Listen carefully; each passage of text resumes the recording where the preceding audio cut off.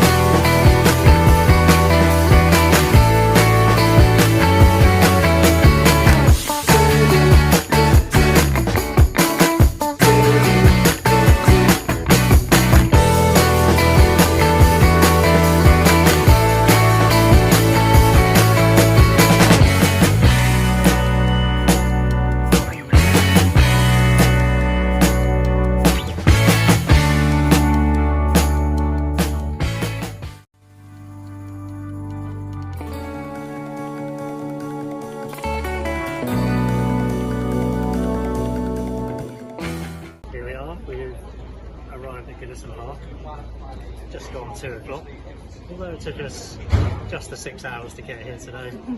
A lot of traffic around. Don't get me started on the state of British road works. Disgraceful. But yeah, today quite excited. The sun is shining. I'm looking rather stupid in my black chinos now. Laura in her black jumper as well. I think we're standing out like sore thumbs as southerners here. But today's game, it's hard to see how this one's going to go, to be honest. I am in the Bournemouth end, so if Everton do score, I've got to behave myself. But I think it's very dependent on who scores first. I think if Bournemouth score first, Everton's head will drop. Can't see them getting anything from it. But if Everton score first, score early again, could well be a repeat of the 3-0 from last season. But either way, as long as I see a goal or two, I'll be more than happy.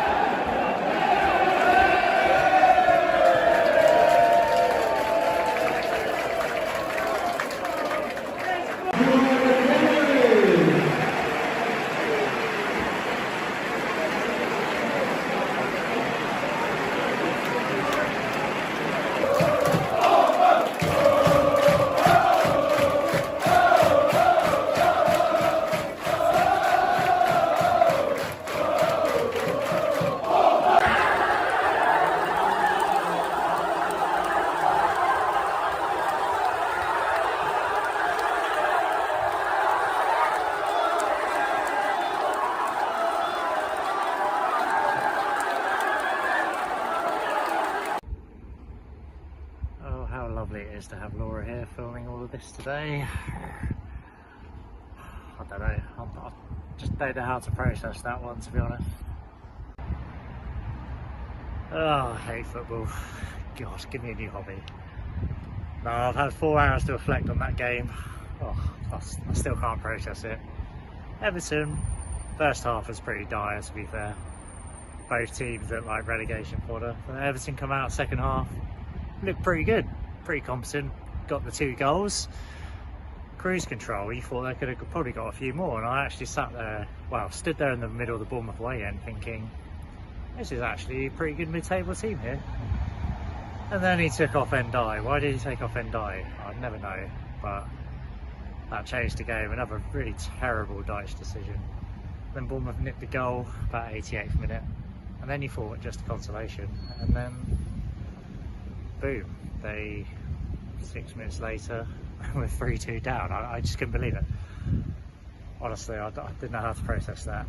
And when you're standing in the middle of the away end as well, and all the Bournemouth fans around you are going absolutely mental, and you want to kill yourself, not kill yourself, but you know what I mean.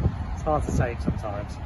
But to be fair, that Bournemouth supporting side of me, that was a bloody good atmosphere at the end for that third goal, and there is still that little part of me that wishes I was still doing Bournemouth games in a way, just for those kind of moments, because travelling around the country watching them over previous years, you rarely got moments like that. And if it was against any other team other than Everton, I would have been pleased as punch, and I would have been in their middle with it, but I don't know.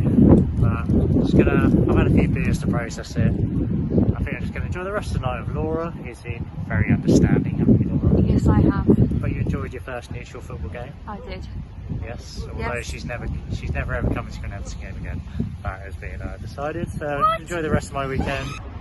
It's the day after the game, so I've had a night to reflect, and this morning as well.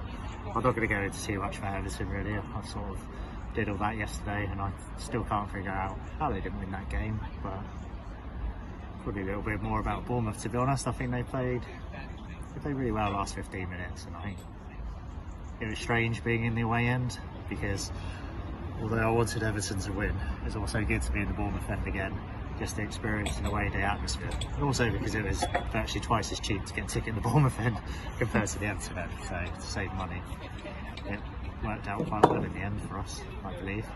But yeah, it's good to see a younger generation of Bournemouth fans as well develop, because when I was going to regular away games, probably from about 2016 to about 2020, there's a lot of older generation going, but it's good to see the kids keeping it going. And I did call at the beginning of the season, I thought with the signings Bournemouth have made, because they got a young, youthful, fast attacking team, I actually thought they might finish top 8 this season, so I'm going to stick with that. But that's enough of football at the moment. About to head home now on what looks like a 5-hour journey back to Highcliffe, but it's been a good weekend overall with Laura. Laura's enjoyed it, haven't you? I have. It's been good. Yeah, we've had a nice walk around town today. It's a brilliant city, you haven't already been, so much to do. And I actually did the Beatles story today on Albert Dock. Even though I've been here nearly 50 times, I've never bothered doing it.